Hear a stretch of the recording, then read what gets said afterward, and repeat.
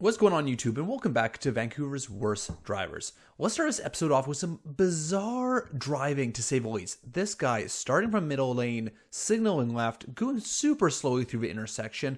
Alright, he's a little confused about where he's trying to go. Alright, so no signal there as well. Fast forward a little bit, and this is where things kind of get interesting. So he's signaling right, which is great. You know, using his turn signals, fantastic, thumbs up. Using his turn signals to get back into the left turn lane, okay, kind of bizarre but driving here. And then here's the real kicker. He can see this guy on the left-hand side of the road, but instead he's still going to drive on the wrong side of the road, right beside that white SUV. This guy is so lost, he doesn't even know which side of a road he's driving on, and then kind of gets that aha moment when, yeah, there's a whole bunch of cars in front of him that he can't get around. I think the smart thing to do would just be pull over, figure out where you're going, and then proceed. And then here's some more bizarre driving for you all. This driver, who clearly has been in a car accident, I mean, that is obvious to say the least. This guy, I guess he just can't afford a tow truck. Dude, just get a tow truck so you don't hit anybody else. Then we got this clip from Coquitlam, and here is pretty obvious. There's a cement island right in the middle of all these lanes. I believe this is on Lockheed Highway here. And this driver just turns a little too early, just almost made it, but instead turned left too early and is now going the wrong way down the street. But this person looks completely comfortable doing this because they've probably done this before. And then here's another person going the wrong way. This time is the wrong way down the sidewalk, clearly crashing into a tree. I just have so many questions and so few answers. How did they end up on that side of the road? How did they end up into a tree? It's just so many questions. All right, here's an educational moment for all of you. These HOV signs, when it shows a bus and a cyclist, doesn't mean you can drive down this lane with two people in a car. I see a lot of this on Hastings. I don't know why people don't understand. It's a bus lane. It's not a HOV two-person lane. So anyways, you fast forward, this white van is clearly driving down the bus lane, and even though the rest of the lanes are free, and this guy is also running stop sign at the same time. This poor VPD officer is probably like, what the hell? I can't manage all this chaos on my own. Here's another educational moment for you all. In roundabouts, there's a reason why there's a yield sign. Because you don't want to get smacked on the left side of your vehicle. So this landscaping truck is going to not yield to Aaron in this situation. But instead of, trying to accelerate through, they're just going to chill there just to be a bigger douchebag than they already are. Again, ladies and gentlemen, I say this all the time. Why can't people just take accountability? Why can't they be like, you know what, I screwed up, my bad, I don't know, wave, do something nice instead of being a complete douchebag? Only in Vancouver do you have to worry about drivers like this driving around you. What exactly are they thinking? I just don't understand. And then you got drivers like this with just absolutely zero regard for anybody else. They can see people proceeding through this intersection and they're just going to go for it. They're just going to make their move and they don't even care if they T-bone anybody else. Alright, so let me know in the comment section below what you guys think. So Mitch pulls up beside this end driver, just coming out of his Dodge Charger here. This guy's just pissed, like, how dare you almost scratch my Dodge Charger. Yeah, Mitch could have parked in a different spot, but don't know why this guy's so mad. If he had just looked out his window, he probably would have noticed him pulling up. So here's a head-scratching moment. This situation happened, I believe, in Vancouver because there's VPD officers showing up there on Highway 1. This truck is up on the center divider on the concrete barrier. Looks like they hit that broken part of a median and then slid down the middle like a grind rail. But kind of weird because there's no other cars. What do you guys think? Let me know. Again, this must have at least messed up traffic for a long time after this accident.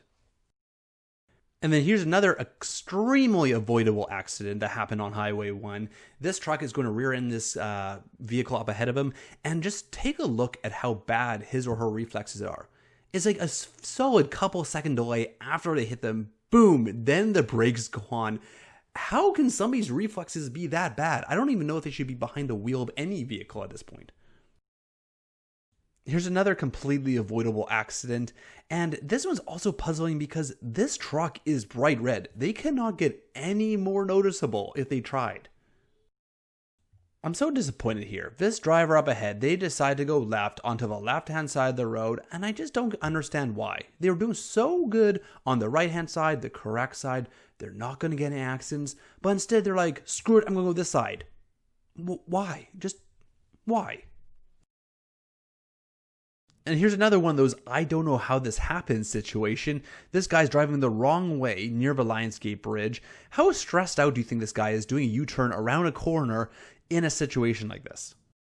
So keep your eye out over here. This driver is going to hang a left into oncoming traffic, and I'm not exactly sure why, because I'm sure the cars up ahead of him are also turning left, but he decides to try and take up both sides of the street at the same time, and as cars are turning, they're forcing him back into his lane.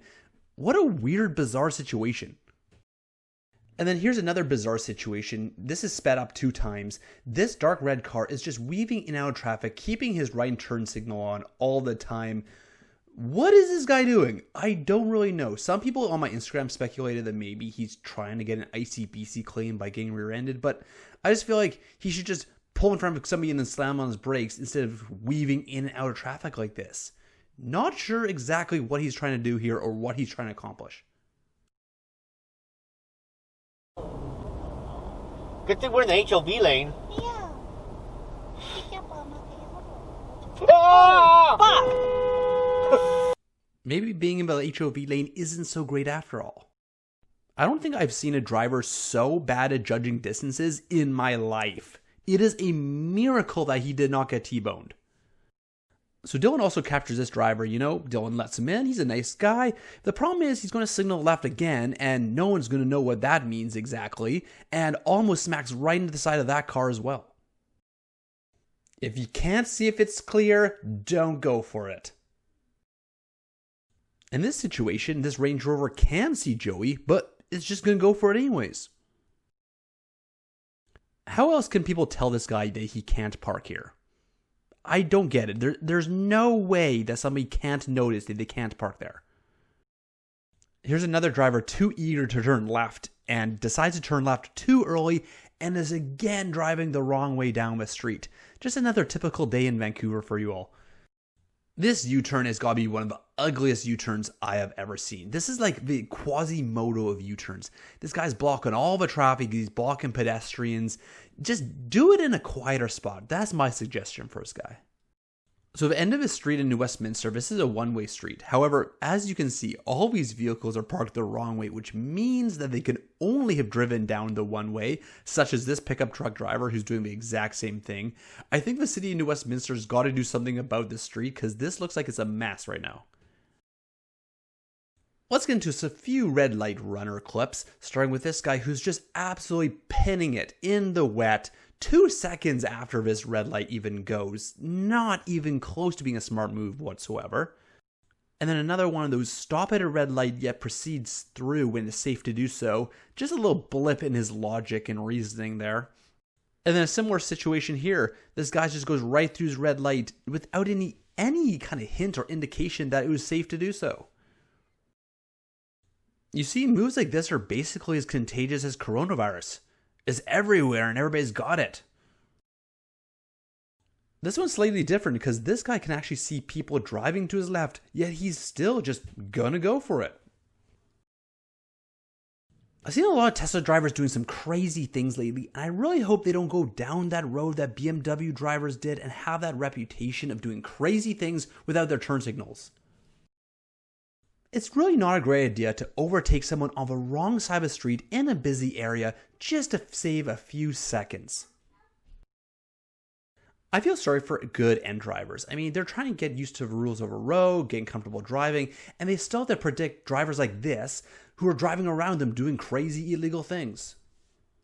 I can't believe this BMW driver thought that this was even close to being an acceptable park job. You can't block a major on and off ramp outside of a building like this. It's just not even close to being reasonable. Here's just a friendly reminder for everybody, use your shoulder checks. It's not that hard and it prevents you from getting in situations like this. So super briefly, I want to just thank all of you guys for subscribing to my channel and following me.